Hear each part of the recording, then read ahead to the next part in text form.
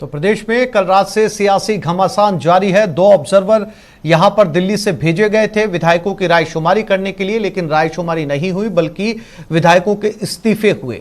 इनका कहना है कि हमारी सुनी जाए, ज्यादा विधायक हैं उनकी सुनी जाए, ना कि उन लोगों की सुनी जाए जिन्होंने सरकार को संकट में डाला था, बल्कि उन लोगों की सुनी जाए जिन्होंने सरकार को संकट से बचाया था।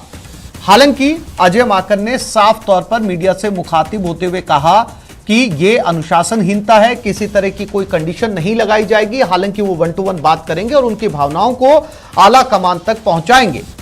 साफ तौर पर नाराज नजर आए ऑब्जर्वर। अब सवाल ये उठता है कि आगे इस पूरे घटनाक्रम का पटाक्षेप क्या होगा। उन्होंने अपनी 3 मुख्य मांगे, प्रताप सिंह खाचरियावास के नेतृत्व में एक डेलीगेशन गया था और उन्होंने अपनी 3 मांगे यहां पर रखी। क्या कुछ कहा इस पूरे घटनाक्रम पर अलग अलग लोगों ने, आपको सुनाते हैं। पहले तो आप लोग ये समझ लें कि मल्लिकार्जुन खड़गे जी और मैं, हम दोनों के दोनों बतौर ऑब्जर्वर यहाँ पर आए थे और कांग्रेस विधायक दल की मीटिंग मुख्यमंत्री जी से पूछ करके उनकी अनुमति से, उनकी सहमति से और उनकी कन्वीनियंस से रखा गया। मुख्यमंत्री निवास के ऊपर ही उन्होंने कहा शाम को 7 बजे रखना है, तो उनकी कन्वीनियंस से ही ये मीटिंग रखी गई, जो सबसे पहले आप सब लोगों को हम बताना चाहते हैं। दूसरा जो महत्वपूर्ण बात है कि जो विधायक नहीं आए उनको हम लोग लगातार हम कह रहे थे कि हम 1 to 1 सब लोगों की बात सुनने के लिए यहाँ पर आए हैं, तो कोई भी बात हो आप हमें कहें। खड़गे जी और मैं हम अलग से बैठ करके 1 to 1 सबकी बात सुनेंगे और कोई फैसला नहीं हो रहा है। जो आप बात कहेंगे वो बात हम दिल्ली जाकर के बताएंगे और कांग्रेस अध्यक्षा सबकी बात सुनने के बाद 1 to 1 हर एक से बात करने के निर्देश हमारे पास में है। लिहाजा उसके बाद में शांति धारीवाल जी, डॉक्टर जोशी और प्रताप खाचरियावास, ये तीनों विधायक उनके नुमाइंदे के तौर के ऊपर हमारे पास में आए और उन्होंने 3 शर्तें रखी। सबसे पहले तो उन्होंने कहा कि बेशक आप अगर रेजोल्यूशन पास करना है कांग्रेस अध्यक्ष के ऊपर छोड़ने का तो बेशक रेजोल्यूशन पास करें, लेकिन उसके अंदर फैसला उसका 19 अक्टूबर के बाद में होना चाहिए। तो हमने कहा कि अगर अशोक गहलोत जी रेजोल्यूशन मूव करते हैं कि कांग्रेस अध्यक्ष के ऊपर सब चीजें छोड़ी जा रही हैं और 19 अक्टूबर के बाद में, क्योंकि अब अशोक गहलोत जी खुद ये कह चुके हैं कि वो कांग्रेस अध्यक्ष का के उम्मीदवार हैं, तो 19 अक्टूबर के बाद में जब वो खुद अध्यक्ष बन जाएंगे तो अपने ही रेजोल्यूशन के ऊपर अपने आप को ही एम्पावर कर रहे हैं, तो इससे बड़ा कॉन्फ्लिक्ट ऑफ इंटरेस्ट नहीं हो सकता। तो ये आप इसको मत करिए। लेकिन उन्होंने कहा नहीं, ये पब्लिकली आपको कहना पड़ेगा और रेजोल्यूशन का हिस्सा बनाना पड़ेगा कि बेशक रेजोल्यूशन आज पास हो लेकिन 19 अक्टूबर के बाद ये इंप्लीमेंट होगा।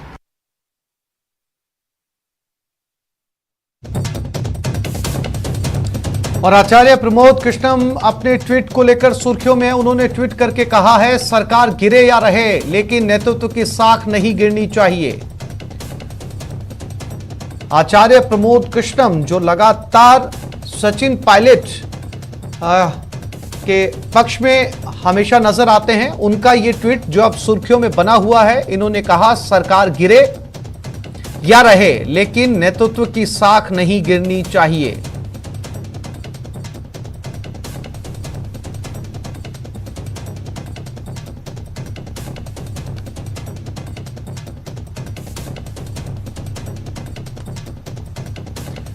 तो लगातार सियासी घटनाक्रम जारी है। पल पल की अपडेट हम अपने दर्शकों तक पहुंचा रहे हैं। कल रात से इस सियासी घटनाक्रम में तमाम तरह के मोड़ जो हैं वो सामने आ रहे हैं। बात अब दिल्ली तक जाने वाली है। ऑब्जर्वर आज दोपहर 2 बजे दिल्ली के लिए रवाना हो जाएंगे। क्या कुछ इस घटनाक्रम को लेकर अलग अलग सियासी नेताओं ने कहा, आपको सुनाते हैं।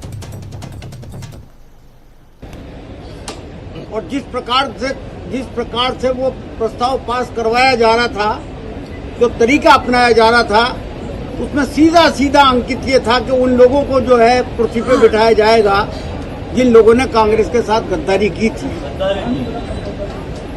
जिन लोगों ने कांग्रेस की सरकार गिराने के लिए हर संभव प्रयत्न किया था, भारतीय जनता पार्टी से मिलकर के किया था।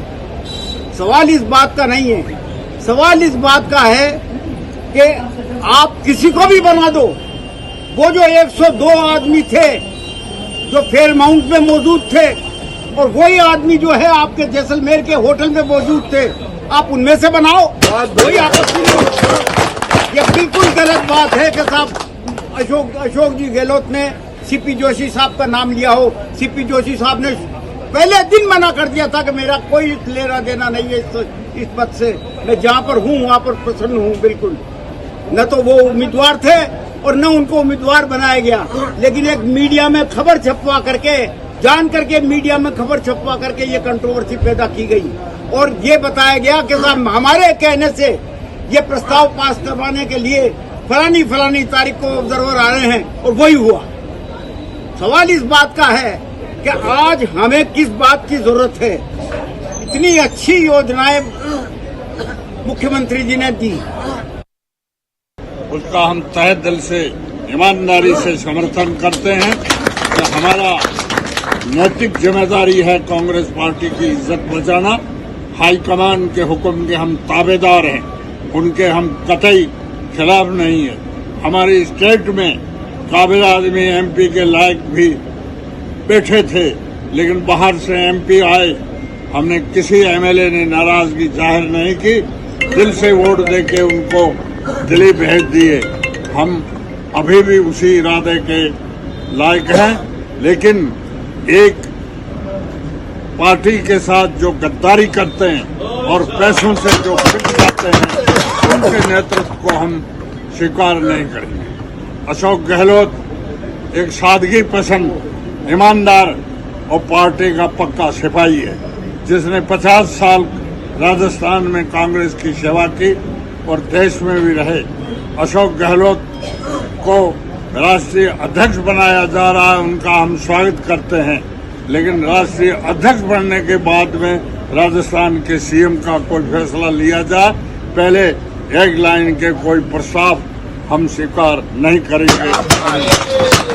मेघवाल साहब हमारे साथ मौजूद हैं और तमाम मुद्दों पर उनसे बातचीत कर लेते हैं। मेघवाल साहब, किस प्रकार की नाराजगी आप लोगों की रही है? पर्यवेक्षक के सामने आप लोग नहीं गए हैं, क्या कुछ नाराजगी है आप लोगों की?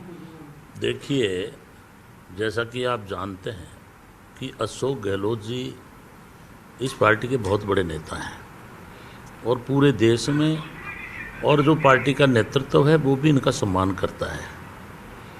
और आप जानते हैं कि जो गांधी परिवार है वो हमारा शीर्ष नेतृत्व करता है। सोनिया गांधी जी, जिन्होंने 10 साल तक प्रधानमंत्री के पद को ठुकरा दिया, राहुल गांधी जी आपके सामने भारत जोड़ो यात्रा लेकर के पूरे देश में महंगाई के, बेरोजगारी के और जिस तरह से इन्होंने हिंदू और मुसलमान का खेल करने का ये लोग पूरे देश में काम कर रहे हैं, आपस में नफरत पैदा कर रहे हैं, उन सब मुद्दों को लेकर के भारत जोड़ो यात्रा निकाले हुए हैं और हम सब सम्मान करते हैं। गहलोत साहब भी कन्याकुमारी गए थे, उसके बाद केरल भी गए और हम सब चाहते हैं कि जो भारतीय जनता पार्टी जो पूरे देश में नफरत के बीज बो रही है, सांप्रदायिकता का जहर घोल रही है, संविधान को ख़त्म कर रही है, प्रजातंत्र को कमज़ोर कर रहे हैं, इसलिए हम इस वक्त सब सोनिया गांधी जी और राहुल गांधी जी के नेतृत्व में पूरे देश के अंदर भारत जोड़ो यात्रा निकाल रहे हैं और जिसमें अशोक गहलोत साहब का भी महत्वपूर्ण योगदान है। और मैं बधाई देना चाहता हूं सोनिया गांधी जी को कि आपने अशोक गहलोत जी का नाम राष्ट्रीय अध्यक्ष पद के लिए जो है आगे प्रस्तावित किया है। लेकिन अब दुखद ये घटना आ गई बीच में कि अभी साल भर पहले हमारी पार्टी के कुछ साथी भारतीय जनता पार्टी से किसी तरह से जो है उनके जाल में या उनके साथ में समझौता करके मानेसर होटल में बैठे। उस वजह से हम लोगों को 35 दिन तक होटलों में रहना पड़ा और अभी सूत्रों ने ये बताया कि साहब उन्हीं में से जो है किसी न किसी को मुख्यमंत्री जी का पद जो है देंगे और एक लाइन का प्रस्ताव आएगा।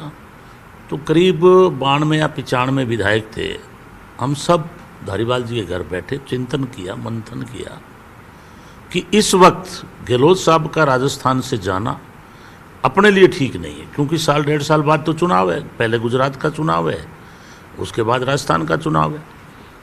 और गहलोत साहब ने जो 4 बजट पेश किए हैं वो बहुत रिकॉर्ड तोड़ विकास के काम है। उसमें किसी भी क्षेत्र में देखें आप, गहलोत साहब ने इतना जबरदस्त आप लोग ये चाहते हैं कि गहलोत साहब राष्ट्रीय अध्यक्ष भी बने और सीएम पद पर भी बने रहें?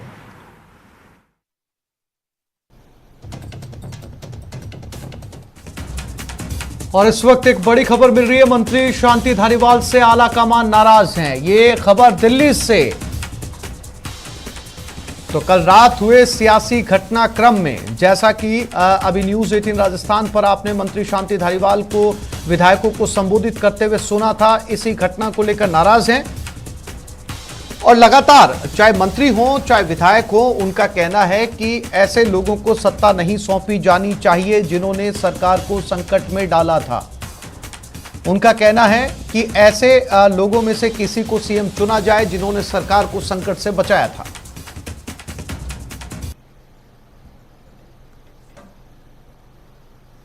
एक छोटे से ब्रेक के लिए रुक रहे हैं, जल्द लौटेंगे।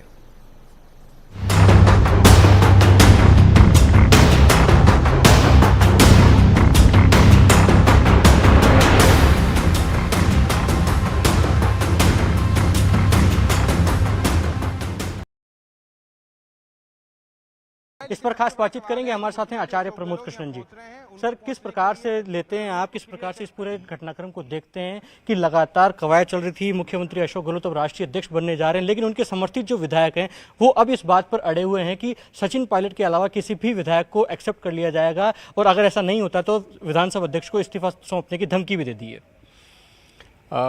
देखिए, ये अशोक गहलोत जी बहुत वरिष्ठ नेता हैं और वो खुद भी कई बार ये कह चुके हैं कि पार्टी नेतृत्व का जो फैसला होगा उसे मैं मानूंगा।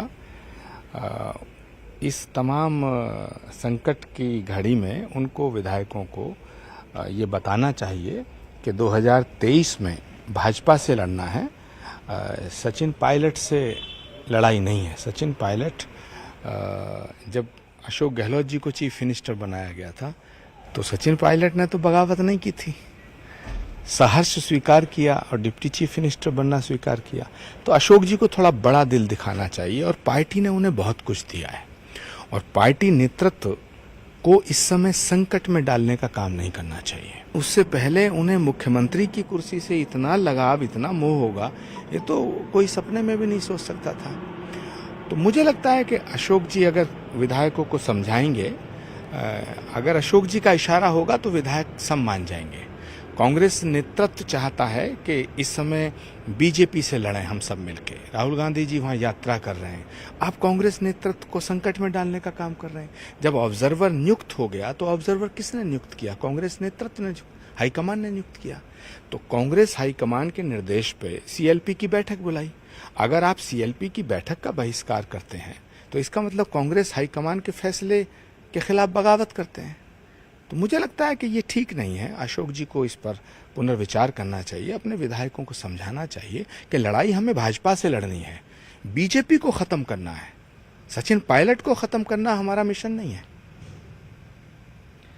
सर, जब ये विधायक दल की बैठक होनी थी उससे पहले मुख्यमंत्री अशोक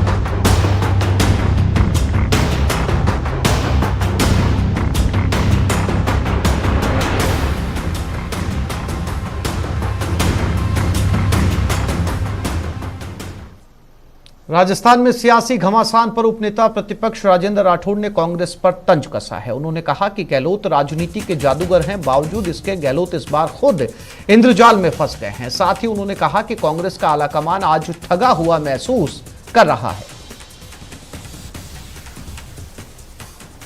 पूजा साहब, जो घटनाक्रम राजस्थान में हो रहा है उसे आप किस निगाह से देख रहे हैं?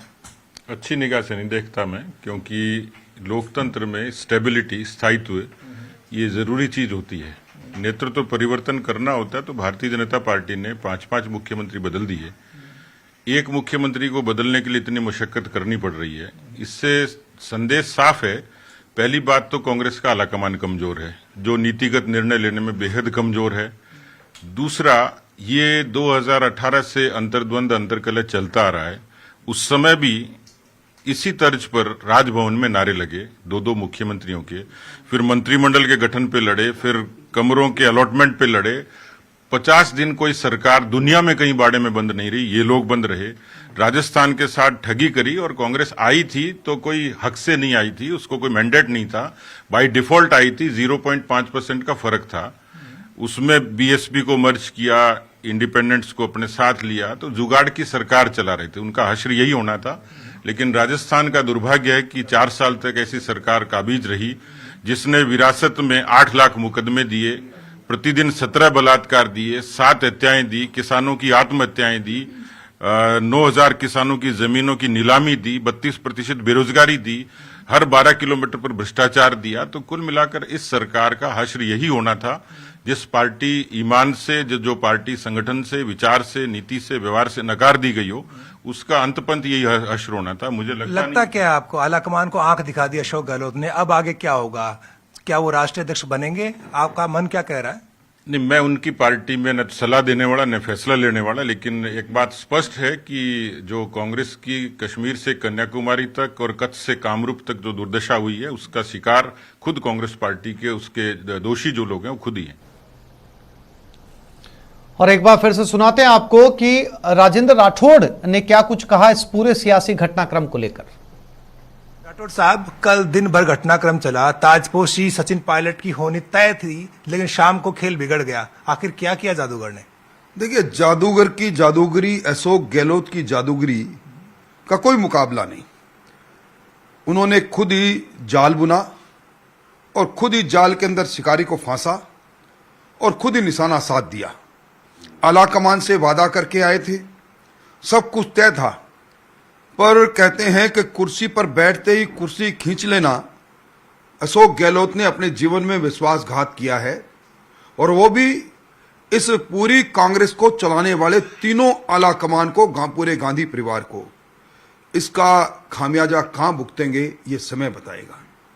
पर मैं ये कह सकता हूं कि आज अगर राजस्थान की कांग्रेस की राजनीति को कुछ शब्दों में बांधे तो जूतों में दाल बांटने का काम कर रही है। किसको दाल बांटे? पर दाल दे रहे हैं पर जूते में भरकर देंगे। अगर किसी का नुकसान है तो राजस्थान के 7 करोड़ आवाम का नुकसान है, जिन्होंने बड़े मंसूबे के साथ इस जादूगर को सत्ता सौंपी थी, और आज जादूगर अपने इस इंद्रजाल से अदृश्य कर जाएंगे कांग्रेस को राजस्थान। और राजस्थान में कांग्रेस में हुई बगावत पर बीजेपी नेता गजेंद्र सिंह शेखावत ने ट्वीट कर तंज कसते हुए लिखा है, भारत जोड़ो हुआ नहीं, कांग्रेस तोड़ो हो गया। यानी कि कल वाले घटनाक्रम को लेकर तमाम विपक्षी या जो बड़े चेहरे हैं वो लगातार तंज कस रहे हैं, और ये एक सबसे बड़ा सटायर कहा जा सकता है गजेंद्र सिंह शेखावत का, जो कि केंद्रीय मंत्री हैं, बीजेपी के वरिष्ठ नेता हैं, और इन्होंने भारत जोड़ो यात्रा जो कि राहुल गांधी कर रहे हैं उसको रिलेट करते हुए लिखा कि ये भारत जोड़ो नहीं, कांग्रेस तोड़ो हो गया। तो फिलहाल पूरे देश में कल हुए घटनाक्रम, सियासी घटनाक्रम की चर्चा है, और अब कांग्रेस के सामने बड़ी चुनौती, एक तरफ भारत जोड़ो यात्रा और दूसरी तरफ राजस्थान में कांग्रेस की स्थिति को संभालना।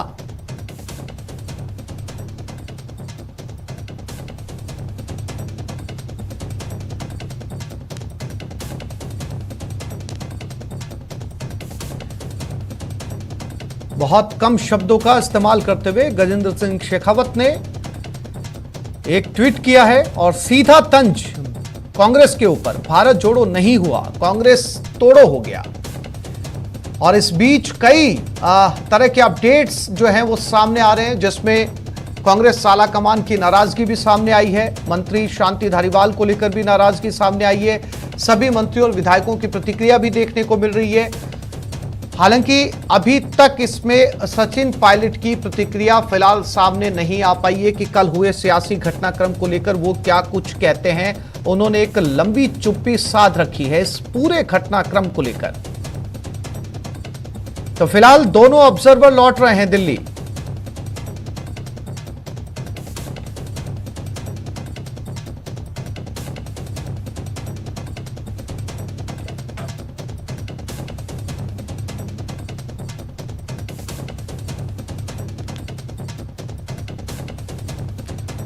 तो नेता गजेंद्र सिंह शेखावत ने यह ट्वीट किया है, और इस ट्वीट में उन्होंने लिखा, भारत जोड़ो तो हुआ नहीं, कांग्रेस तोड़ो हो गया। और चूंकि कांग्रेस पर लगातार कल रात से ही मुख्य विपक्षी पार्टी राजस्थान बीजेपी नजर बनाकर रखे हुए है, कल रात से ही जितना माइन्यूटली ऑब्जर्व कांग्रेस के आला कमान कर रहे हैं,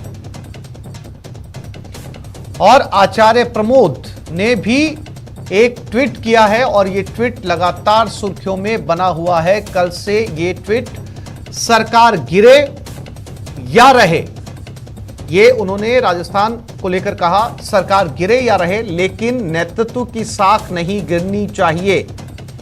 आचार्य प्रमोद कृष्णम का ट्वीट।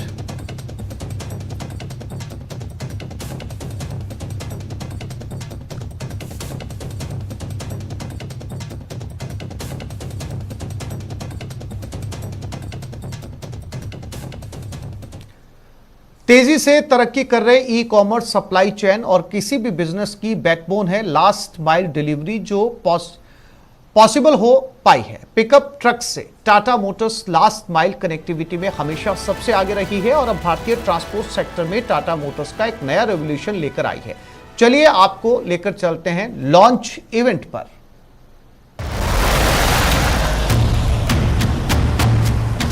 भैया, ब्रिज, सीमेंट स्कूल तक कैसे पहुंचेगा? वहां तक अगर शिक्षा पहुंच सकती है तो स्कूल के लिए सीमेंट क्यों नहीं? योद्धा है ना।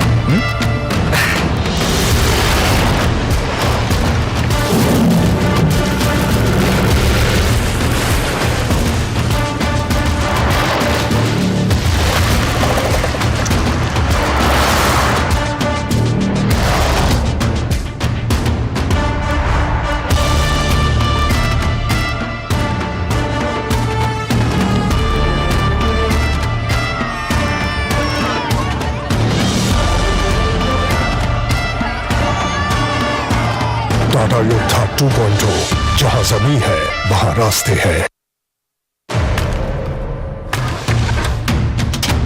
बबलू, मंडी के 4 घंटे के रास्ते को अपनी योद्धा 3 घंटे में पूरा कर लेगी।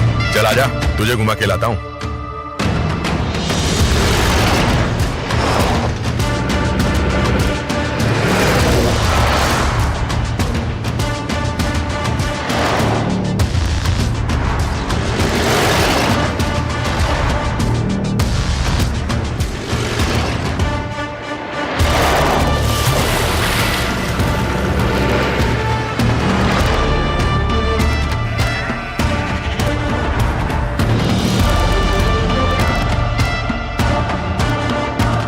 ठीक 3 घंटे में पहुंच गए। आज तो बोनस पक्का।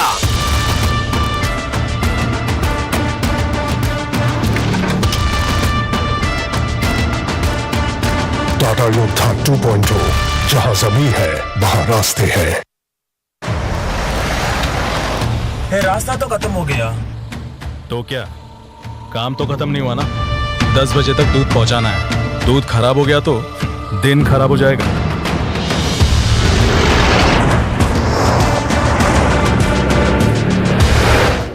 तो इस बुलेटिन में फिलहाल इतना ही। नमस्कार।